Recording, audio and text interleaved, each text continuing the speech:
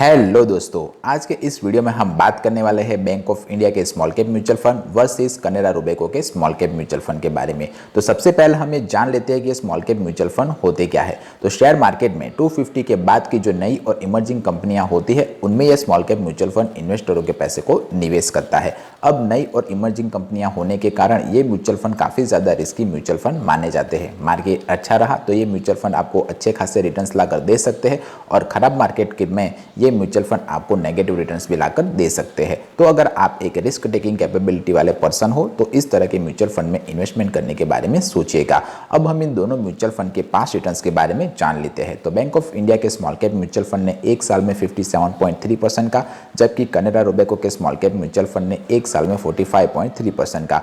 3 साल में bank of India के स्मॉल कैप म्यूचुअल फंड ने 31.3% का, जबकि कनेरा रोबेको के स्मॉल कैप म्यूचुअल फंड ने 3 साल में 30.6% का। 5 साल में बैंक ऑफ इंडिया के स्मॉल कैप म्यूचुअल फंड ने 42% का, जबकि कनेरा रोबेको के स्मॉल कैप म्यूचुअल फंड ने 39% का रिटर्न्स इन्वेस्टरों को लाकर दिया हुआ है। अगर आपने भी इन दोनों में से किसी म्यूचुअल फंड में इन्वेस्टमेंट किया हुआ है तो मुझे कमेंट करके बताइए कि आपने कितना रुपये लगाया हुआ है, उसके सामने आपको कितना रिटर्न्स मिला हुआ है। मेरे व्यूवर्स को हेल्प हो जाएगी।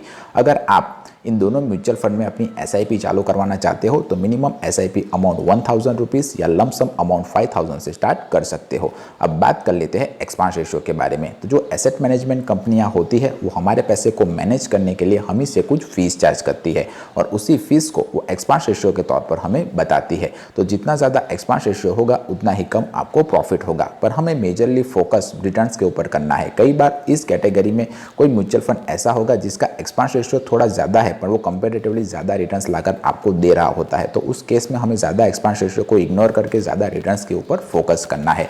तो बैंक ऑफ इंडिया के स्मॉल कैप म्यूचुअल फंड का एक्सपांस रेशियो 0.55% है, जबकि कनेरा रोबेको के स्मॉल कैप म्यूचुअल फंड का एक्सपांस रेशियो 0.42% है।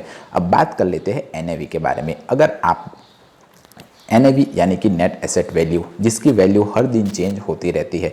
अगर आपने किसी म्यूचुअल फंड में 5000 रुपीज़ इन्वेस्टमेंट किए और 5000 डिवाइडेड बाय अगर आप एनएवी करोगे तो जो भी अमाउंट आपको मिलेगी उतने के यूनिट्स आपको अलॉट होंगे।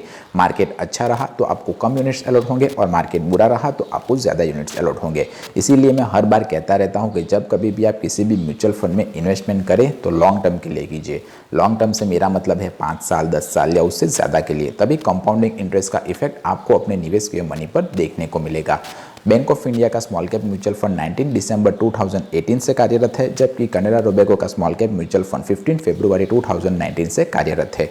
जो लोगों ने पैसा लगाया हुआ है तो बैंक ऑफ इंडिया में लोगों ने 1341 करोड़ रुपीस लगाए हुए हैं, जबकि कनेरा रोबेको के स्मॉल कैप म्यूचुअल फंड में लोगों ने 12,028 करोड़ रुपीस लगाए हुए हैं। अगर आपने एक साल के भीतर अपने निवेश के पैसे को निकाल लिया तो आपको 1% का एग्जिट रोड चार्ज देना पड़ेगा। अब हम देख लेते हैं कि इन म्यूचुअल फंड ने किन किन कंपनियों में इन्वेस्टरों के पैसे को निवेश किया हुआ है। तो बैंक ऑफ इंडिया के स्मॉल कैप म्यूचुअल फंड ने Vijayan Diagnostics Centre Limited, Arvind Limited, Castrol India Limited, Avenue Supermart Limited, KSB Limited, Jyoti CNC Automation Limited, Aegis Logistic Limited, Radico Khaitan Limited, Vodafone India Limited, Amar Raja Energy Mobility Limited जैसी कंपनियों में इन्वेस्टरों के पैसे को निवेश किया हुआ है। जबकि कनेरा रोबेको के स्मॉल कैप म्यूचुअल फंड ने Bharat Dynamics Limited, V Guard Industry Limited, Century Depository Service Limited, Equity Small Finance Bank Limited, Century Textile and Industry Limited, Titagarh Real System Limited, Multi Commodity Exchange of India Limited, Kaynes Technology India Limited, Bharat Electronics Limited और किया industry limited जैसी कंपनियों में इन्वेस्टरों के पैसे को निवेश किया हुआ है। Mister Dhruv Bhatia bank of India के स्मॉल कैप म्यूचुअल फंड को मैनेज कर रहे हैं और मिस्टर प्रणव गोखले कनेरा रोबेको के स्मॉल कैप म्यूचुअल फंड को मैनेज कर रहे हैं। अब बैंक ऑफ इंडिया की एएमसी यानी कि एसेट मैनेजमेंट कंपनी 31 मार्च 2008 से कार्यरत है, जबकि कनेरा रोबेको की एएमसी 19 दिसंबर 1987 से कार्यरत है। अब इन दोनों म्यूचुअल फंड पर जो नज़र रखता है यानी कि कस्टोडियन, तो बैंक ऑफ इंडिया के केस में वो कस्टोडियन है डस्टेक बैंक, जबकि कनेरा रोबेको के स्मॉल कैप केस में वो कस्टोडियन है Hong Kong and Shanghai banking corporation limited. अब इन दोनों ही म्यूचुअल फंड के जो कागजी काम है वो केफिन टेक मैनेज करता है। और अब हम जान लेते हैं कि म्यूचुअल फंड पर कितना टैक्स लगता है।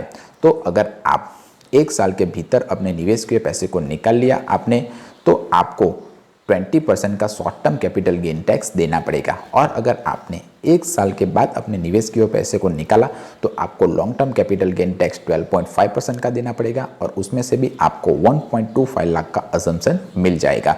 यानी कि आपने अगर किसी म्यूचुअल फंड में 5 लाख रुपए निवेश किए और 5 लाख के सामने आपको 2 लाख रुपए मिले तो 2 लाख की टोटल अमाउंट हुई 7 लाख रुपए।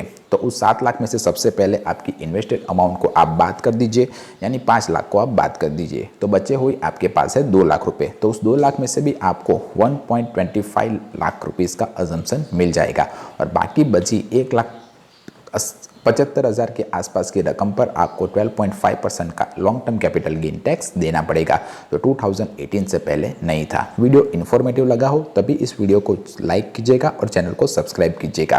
कोई क्वेश्चन या क्वेरी हो तो आप मुझसे पूछ सकते हो। मिलते हैं अगले वीडियो में, तब तक के लिए बाय बाय।